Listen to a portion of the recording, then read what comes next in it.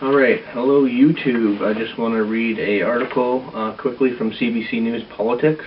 This is the Fair Elections Act, Bill C-23 that is being implemented right now. Well, they're talking about it right now. It's called the Fair Elections Act, and this is a story by Laura Payton from CBC News, posted April 15th, 2014, and 7 things you may not know about the Fair Elections Act. So we're just going to get into it. First of all, Fair Elections Act, Bill C-23, it is a 242-page bill. So a very large bill. Number one, they're talking about party-appointed election workers, typically controlled by Elections Canada. What this would do, it would allow the previous winning candidate to choose some of the workers at polling stations.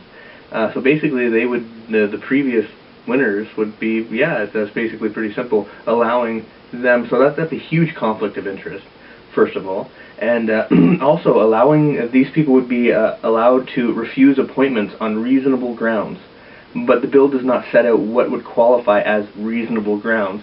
So this is more of your conservative, they're not telling you everything, you can't trust anything that's coming out of their mouths.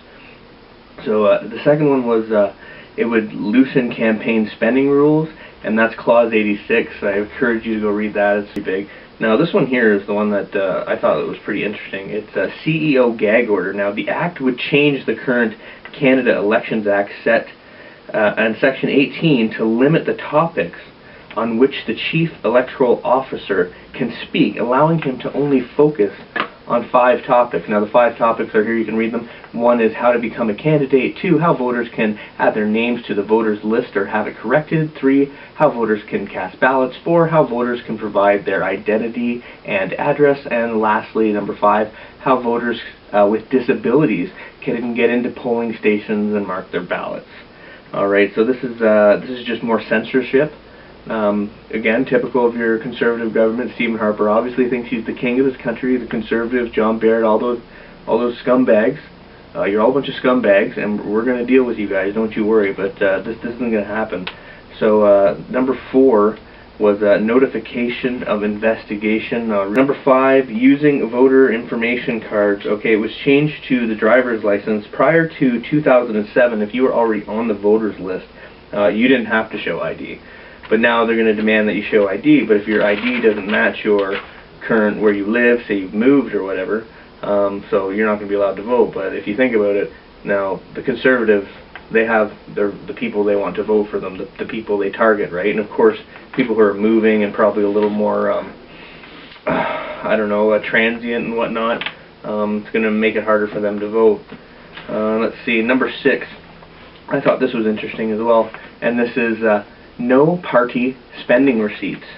Now, previously in the 2011 election, what happens is at the end of the election, the candidates and the parties, they all hand in the receipts. And in 2011, their receipts added up to $66 million to campaign. $66 million to campaign. Okay, now what happens is those expenses are reimbursed at 50%. Costing Canadian taxpayers $33 million. So we give them 50% back, saying thank you for campaigning and destroying the country as you see fit, as we can see what's happening right now. As we're going to more totalitarian government, that's easy to see. But hey, $33 million, who cares, right? We just gave $220 million to the Ukraine through the IMF. The IMF is scooping $20 million of that. And then, hell, while we were there, we gave another $900,000 to their banks so they could secure their banks. So, and lastly, number 7, it's a robocall gaps. If you remember in the in 2011, there were some calls made in Guelph, Ontario, and whatnot, and these new voter rules would do something to change that. So I encourage you to go and check this out. I think it's pretty safe to say that anything at this point coming out of our government's mouth is a lie, or it's going to give them the ability to make themselves bigger. Now think about what the government does. This is what they do. They make rules, they change it, they create laws, and every time they do that, they always establish a committee or an oversighting type committee, or they expand their powers somehow, right? So they're just doing this to make themselves bigger. I think we have been able to vote in this country. That hasn't been a problem. And quite frankly, the problem isn't regulating who's voting. It's getting the people to vote.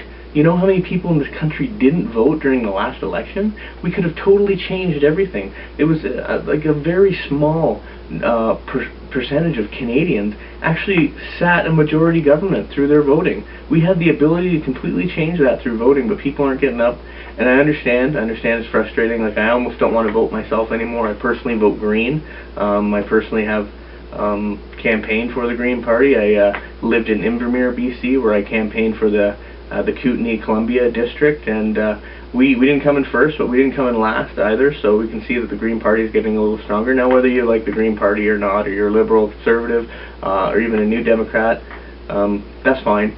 But what we need to really see, I'm starting to see lately, that there really isn't much hope in politics, and politicians aren't really going to be there to really do what's right. We can see that. And we can see that the Conservative government is really doing what it can to hold on to power, or really try to do what they can to implement laws to allow them to hold on to power. I mean, look at the first rule, allowing the candidates previously won from the election before to appoint people to sit at polling stations. How dangerous is that? That's a huge conflict of interest. Not that there wasn't enough evidence to indict the entire Conservative Party during the last election anyways for voter fraud.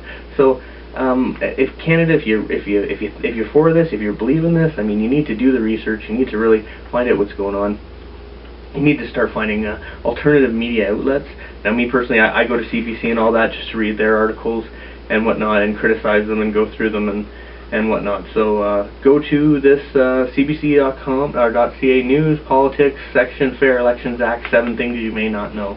And I encourage everybody to do their reading, and yeah, do your reading and get your information, and don't take people's word for anything. Don't take my word for what I'm telling you. You know, go read it for yourself. I don't want you to believe me just off of what I'm saying here. You know, go read it for yourself. I want you to establish your own opinion, whether or not you agree with me or not. But still, I want you to go establish your own opinion, and that's going to be the key to fighting this, to actually waking people up and hopefully bringing people to the light and showing them that there is a big problem in this country. Our government's completely out of touch with the people. They're spending millions of dollars elsewhere, and we have people in this country who are suffering. We have things that need to be done, roads that need to be built.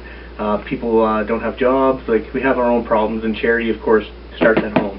And I'd like to see my tax dollars, and I know many of you, all of you, want to see your tax dollars helping Canadians out. Let's get this country on its feet, and then we can become the the great country which I think we are and we can be, and we can start helping out the rest of the world. But charity starts at home, and I think we need to start at home. So please go and read this. Thank you very much for watching another edition of Todd's Eye on Politics, I guess, if you want to call it. So thanks very much.